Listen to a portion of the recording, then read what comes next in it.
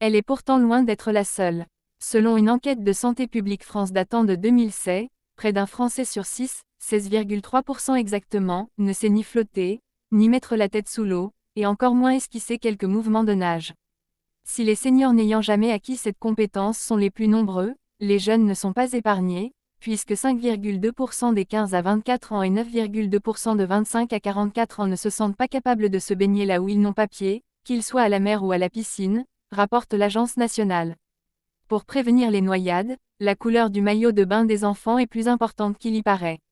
Une réalité, donc, plus fréquente qu'on ne le croit, mais que beaucoup taisent par peur du jugement.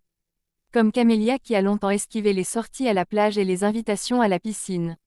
Je me punissais moi-même en me disant, pourquoi aller à la plage si tu ne sais même pas nager? C'était comme si je n'en étais pas digne.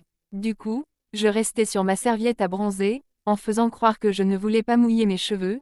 C'était devenu mon excuse favorite pour éviter d'aller dans l'eau, relate la jeune femme, qui avoue même avoir longtemps caché à son mari ce qu'elle considère être son plus gros complexe. J'étais tellement honteuse à l'idée qu'il puisse me juger, je ne voulais pas qu'il pense que j'étais moins capable ou qu'il me regarde différemment. Une forme d'exclusion sociale. Ce sentiment de honte, Michael l'a également longtemps ressenti.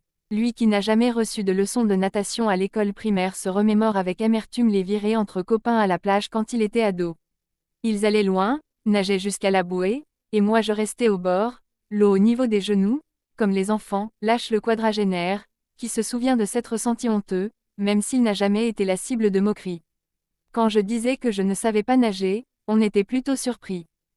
Aujourd'hui ne pas savoir nager reste tabou car dans la tête des gens, tout le monde sait nager, confirme auprès du HuffPost Véronique Dufresne.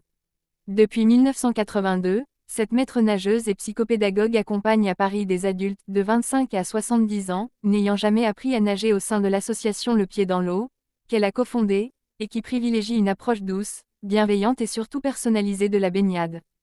Comme le rapporte Santé publique France, l'accès à l'eau et surtout, l'apprentissage de la nage, reste conditionné par notre milieu social. Difficile aussi de découvrir dès le plus jeune âge le plaisir de la baignade ou même les rudiments de la nage quand personne n'est là pour nous guider dans l'eau. Pour Camélia, cela ne faisait tout simplement pas partie de son environnement.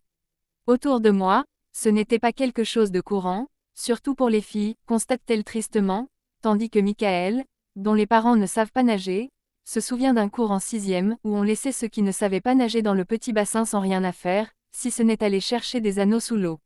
C'est la première fois que je me suis senti frustré et honteux. Apprivoiser sa peur de l'eau. Avant d'apprendre à nager la brasse coulée ou le dos crawlé, c'est aussi tout un imaginaire douloureux qu'il faut parfois déconstruire. Ce sont souvent des adultes qui, plus jeunes, ont eu la peur de leur vie dans l'eau.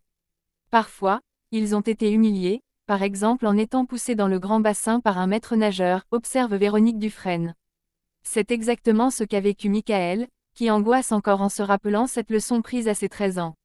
Je me débattais, je cherchais la perche. J'avais déjà peur de l'eau avant, mais ce moment a été un point de non-retour. Pour Camélia, c'est une balade en bateau à l'âge de 7 ans qui a ancré sa phobie de l'eau. Celui qui naviguait tournait dans tous les sens, de l'eau entrait dans le bateau. J'étais tétanisée, je pleurais de peur que ça coule, alors que les autres riaient. Dans ces conditions, difficile de se jeter sereinement à l'eau et d'apprendre à pratiquer la brasse.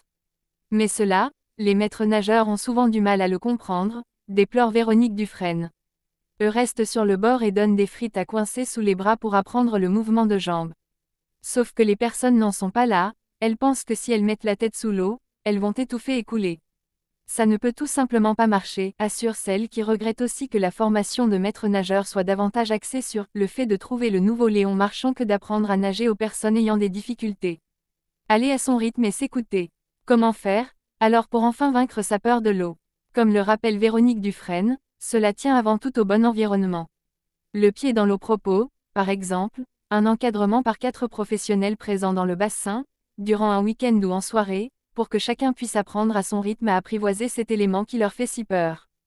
Avant d'apprendre à nager, il faut savoir mettre la tête sous l'eau avec plaisir, savoir s'allonger sur le dos et sur le ventre, se laisser porter, résume la fondatrice qui, à la question « Apprend-on à nager en un week-end ?» réplique. Je dis toujours aux personnes qui viennent nous voir, si je vous réponds oui, ne venez jamais nous voir, car cela veut dire qu'on n'est pas à l'écoute de votre besoin.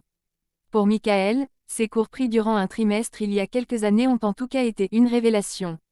J'ai appris à me sentir bien dans l'eau et les rudiments du crawl, indique le père de famille qui envisage désormais de reprendre quelques cours pour perfectionner sa technique et ainsi enfin profiter pleinement des moments avec ses enfants au bord de la mer et de la piscine. De son côté, Camélia a réussi à tenir la promesse qu'elle s'était faite en décembre dernier, apprendre à nager d'ici la fin de l'année.